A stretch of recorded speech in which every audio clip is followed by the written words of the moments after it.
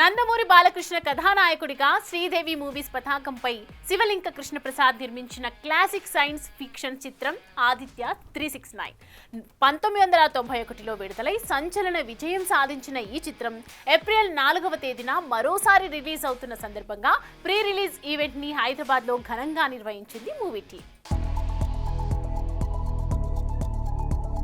ఈ cinema release అయినప్పుడు మీ వయసు ఎంత, ఎక్కడ ఈ సినిమాని మొదటిసారి మీరు చూశారు? ఇందాక నేను అనిల్ మాట్లాడుకుంటున్నాం, మనోడు 4th 5th చదువుతున్నాను, గుంటూరులో చూశానండి. అప్పుడు ఆ థ్రిల్లింగ్ ఎక్స్పీరియన్స్ అండ్ ఇప్పుడు ఈ రీ రిలీజ్ థ్రిల్లింగ్ ఎక్స్పీరియన్స్ ఎలా ఉంది? నేను అదే కృష్ణప్రసాద్ గారికి అదే చెప్తున్నా. First of all thank you sir, మళ్ళీ ఈ సినిమాని మా పాప లాంటి వాళ్ళకి ఇప్పుడున్న జనరేషన్కి మీరు అందిస్తున్నారు. చాలా wonderful feeling. So memories, what are your memories అండి దాంతో ఉన్నవి ఆ సినిమా? అంటే మనకి అప్పటిదాకా ఫ్యూచర్ ఎలా ఉంటుందో తెలియదు, పాస్ట్ శ్రీకృష్ణదేవరాయలు గారు వాళ్ళ రాజ్యం ఎలా ఉంటుందో తెలియదు. సో అవన్నీ కళ్ళకు కట్టినంత అంత బాగా చూపించడం ఆ రోజుల్లో సూపర్. మీకు ఈ సినిమాలో క్యారెక్టర్ వచ్చినప్పుడు అండ్ మీరు చేసినప్పుడు మీ అనుభవాలు? ఏం చేసామో మాకు తెలియదు,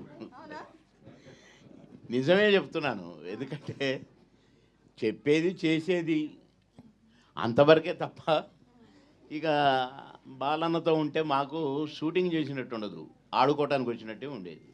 అంటే చాలా అన్నయ్య అదొకటే మీరు రివీల్ చేశారు, మిగతా రివీల్ చేయలేదు.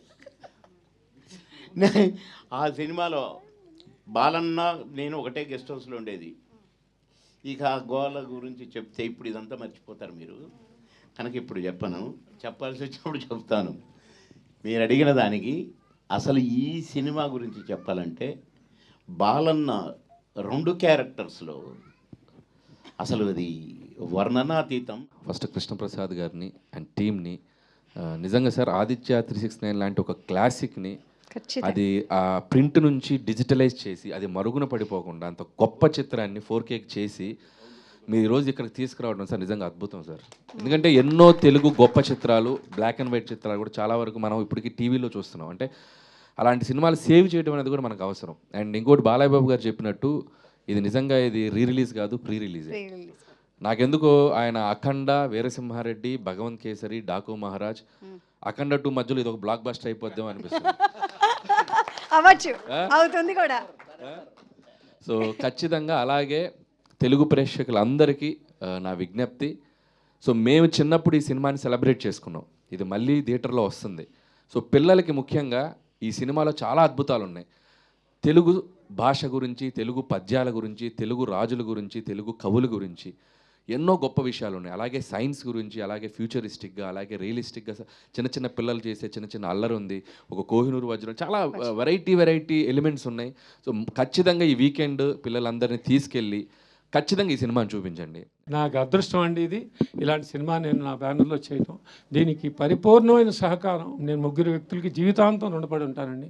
బాలుగారి ఇన్స్పిరేషన్తో ఆ మహానుభావుడి ద్వారా ఇది స్టార్ట్ అయిన తర్వాత దీన్ని డైరెక్టర్ గారు నిజంగా ఆయన నమ్మకాన్ని స్క్రీన్ మీద తీసుకొచ్చి వాళ్ళు దీని గురించి మాట్లాడేటట్టుగా చేసి నాకు ఒక ఎపిక్ని ఇచ్చారు. అలాగే నా బాలకృష్ణ గారు ఎంత చెప్పినా తక్కువ ఆయన గురించి. 2 వేరియేషన్స్, ఆయన పడ్డ శ్రమ నిజంగా గొడ్డులాగా పనిచేశాను. పర్టికులర్గా ఫ్యూచర్, ఎందుకని ఏదైతే తక్కువ పోర్షన్ చేసామో అది నెంబర్ ఆఫ్ వర్కింగ్ డేస్ ఎక్కువైనా. అప్పట్లో ఈ గ్రాఫిక్స్ లేవు, టెక్నాలజీ లేదు, ఏమీ లేదు, ఏదో చేయాలని తపనమ్మా ఆయన పెద్ద ఆయనకి. అది ఆ తపనకి ఎందుకు ఆయన అంత పాపం ఇంత చేస్తుంటే మనం ఎందుకు చేయకూడదని తెల్లారి 7ంటికి వచ్చేస్తే అర్ధరాత్రి 3ంటికి వెళ్ళటం, మళ్ళీ 7ంటికి రావటం, మళ్ళీ 25-30 డేస్ చేసాం. ఇలా రకరకాలుగా చేస్తే నిలబడి ఆయన నన్ను నమ్మినందుకు అది నిజంగానే అందరం ఆ రోజున తర్వాత ఆ ప్రివ్యూస్ పడ్డప్పుడు చాలా ఎగ్జైట్ అయిపోయారు. సినిమాకి వెళ్ళేటప్పుడు అది ఒక క్లాసిక్. మీరంత బిజీగా ఉంటూ అంత పెద్ద పెద్ద సినిమాలు చేస్తూ కూడా ఆదిత్య 369లో మీకు కనిపించిన ఆ స్పార్క్ ఏంటి? అంటే సినిమాకి వేరియేషన్స్ అప్పుడే ఇప్పుడు ఆయన చెప్పినట్టు ఒక లారీ డ్రైవర్ ఒక పక్క, నారి నడుము నారి ఒక పక్క, ఇట్లా రకరకాల సినిమాలు చేస్తూ అంటే ఒక ట్రెండ్ సెట్ చేయడం.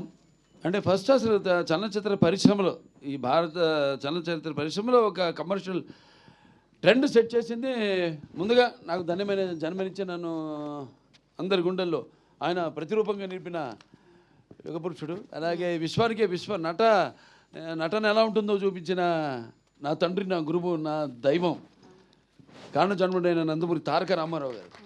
ఆయన నాకు ఇన్స్పిరేషన్ అండి.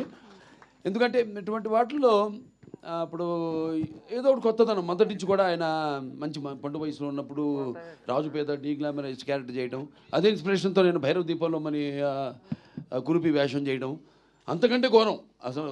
అందులో అయినా అంతా కొంచెం నీట్గా, ఇందులో అయితే అసలు టోటల్గా హంచ్ బ్యాక్, ఒక కన్ను మూతపడిపోయి పళ్ళు బయటకు ఉండి అంటే అట్లా చేయడం ధైర్య సాహసాలు ఇచ్చింది ఆయనే నాకు.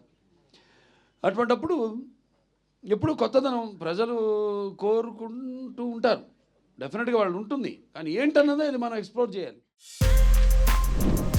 For more videos like this, subscribe Big TV channel.